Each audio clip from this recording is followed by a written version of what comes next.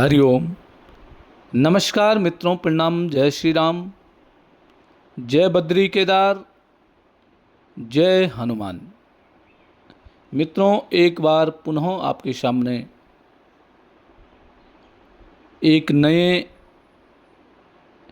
जानकारी के साथ उपस्थित हुआ हूँ।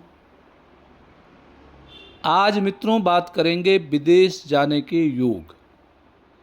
ऐसे कौन से योग आपकी जन्म कुंडली में बन रहे हैं जो कि आप विदेश जाने का मौका, विदेश जाने का अवसर आपको प्राप्त हो सकता है। ऐसे योग क्या होते हैं जन्म कुंडली में, उन पर आज मैं विस्तार से चर्चा करूंगा। कार्यक्रम प्रारंभ करूं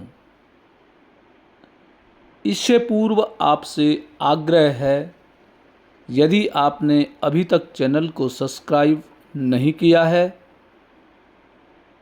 तो प्लीज़ चैनल सब्सक्राइब जरूर करें, वीडियो को अंत तक देखें और यदि आपको ठीक लगती है तो वीडियो को शेयर भी करें, अन्य लोगों तक भी भेजें। साथ में मित्रों लाइक और कमेंट करके वीडियो का समर्थन भी अवश्य करें। मित्रों, प्रत्येक जातक जो अक्सर होनहार होते हैं, सबके मन में एक ख्वाब होते हैं कि मैं विदेश जाऊं। कई पढ़ाई के लिए विदेश जाते हैं, उच्च शिक्षा, अच्छी शिक्षा प्राप्त करने के लिए विदेश जाते हैं और कहीं अपने व्यवसाय, नौकरी इत्यादि के लिए विदेश जाने की इच्छा रखते हैं। और कई लोग ऐसे हैं जो घूमने फिरने के लिए भी विदेश के लिए जाने की इच्छा उनकी होती है। तो मित्रों, आज मैं ऐसे योग जन्म कुंडली में आपको बता रहा हूँ जिसकी जन्म कुंडली में ऐसे योग होते हैं तो उनके बहुत अधिक चांस होते हैं बाहर जाने के, विदेश जाने के। आपने सबसे पहले अपनी कुंडली खोलनी है। कुंडली खोल करके अपने सामने बैठ जाइए। जो ये आपकी कुंडली का जो ये लग्न होता है, जन्म कुंडली का जो चक्र, जो ये खाने बने हुए होते हैं, भाव बने हुए होते हैं, उनको खोल करके अपने सामने बैठिए। और जो सबसे पहला योग होता है, जो प्रबल योग जो बनता है, अर्थात जिसकी कुंडली में ऐसा योग होता है तो उसको बाहर जाने के लिए, विदेश जाने के लिए कोई भी रोक नहीं सकता है। उसके योग ऐसे होते हैं। कौन सा है सबसे पहला योग, उसको जानिए। लग्न कुंडली का, लग्न का स्वामी, जहां पे आप देख रहे होंगे मैंने जन्म कुंडली बना रखी है, और जो बीच का है, बीच का जो लग्न होता है, सबसे पहला जो भाव होता है उसको लग्न कहते हैं। और यदि इस लग्न का स्वामी जन्म कुंडली के 12वें भाव में बैठा हुआ हो, लग्नेश 12वें भाव में यदि जिस जातक का बैठ जाता है तो उसकी जन्म कुंडली के इस योग के कारण बाहर जाने की, विदेश जाने की उसकी संभावनाएं 99% हो जाती हैं। 99% उसके बाहर जाने के योग बनते हैं। वह जीवन में बाहर जरूर जाएगा, चाहे वो नौकरी के लिए जाए, चाहे वो पढ़ाई के लिए जाए, चाहे वो घूमने के लिए जाए, परंतु जीवन में एक बार वह बाहर जरूर जाता है, बाहर की सैर जरूर करेगा। एक तो यह योग है। दूसरा है मित्रों, जन्म कुंडली का जो 10वां भाव होता है, 10वां भाव का स्वामी, 10वां भाव जन्म कुंडली का कौन सा है? जो लग्न होते हैं, 4 लग्न कहे थे मैंने, पहला, चौथा, 7वां और 10वां। तो इसमें जो 10वां भाव का है, इस 10वां भाव का स्वामी भी जब 12वें घर में बैठ जाता है, 10वां भाव कर्म क्षेत्र का है, और कर्म क्षेत्र का जो स्वामी है, कर्मेश है, दशमेश है, यदि वो जन्म कुंडली के 12वें भाव में बैठ चुका है तो ऐसे में भी विदेश जाने के योग बहुत अधिक बन जाते हैं। अर्थात आपका जो कर्म क्षेत्र होगा, आपका जो व्यवसाय होगा, आपकी जो नौकरी होगी, वह विदेश में होगी। विदेश से आप धन एकत्रित करेंगे, विदेश से आप अपना व्यवसाय चलाएंगे। तीसरा है मित्रों, यदि आपकी पहले घर में या 10वें घर में, पहले भाव में या 10वें भाव में राहु ग्रह बैठा हुआ हो तो इसमें भी विदेश जाने के योग बन जाते हैं।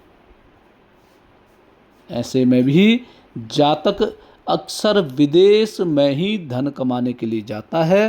विदेश में ही ऐसे व्यक्ति का व्यवसाय अक्सर चलता है। अगला है मित्रों चंद्रमा। चंद्रमा अगर जन्म कुंडली के 12वें भाव में बैठा हुआ हो,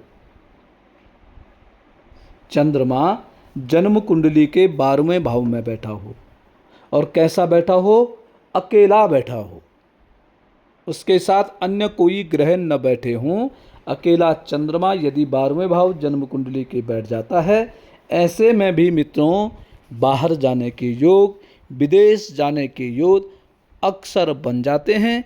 अधिक चांस ऐसे व्यक्ति का होता है। कुंडली में यदि चंद्रमा और राहु एक साथ जन्म कुंडली में बैठ जाएं तो ऐसे में भी जातक के बाहर जाने के योग अक्सर बनते हैं। ऐसा जातक बाहर जरूर जाता है, जीवन में एक बार वह बाहर अवश्य जाएगा। उसके अलावा मित्रों चौथे घर का स्वामी 12वें भाव में बैठ जाए, सुकेश, चौथा भाव क्या, सुख भाव है, सुख भाव का स्वामी यदि 12वें भाव में बैठ गया है, व्यय भाव में बैठ गया है, तो ऐसे में भी जातक के बाहर जाने के योग अक्सर बनते हैं। ऐसा व्यक्ति बाहर जाता है। केतु अगर जन्म कुंडली में केतु ग्रह, यदि जन्म कुंडली में केतु ग्रह चौथे भाव में आ जाए तो ऐसे में भी बाहर जाने के योग बन जाते हैं, अधिक योग बनते हैं। मंगल भी, किसी जातक का आप देखेंगे कि मंगल भी यदि 12वें भाव में बैठ जाए तो ऐसा जातक भी, 12वें भाव में मंगल वाला जातक भी, उसके भी बाहर जाने के योग अक्सर बनते हैं। तो मित्रों जिन जातकों की कुंडली में ऐसे योग बन रहे हों, ऐसे जातकों को बाहर जाने के लिए बहुत अधिक प्रयासरत रहना चाहिए।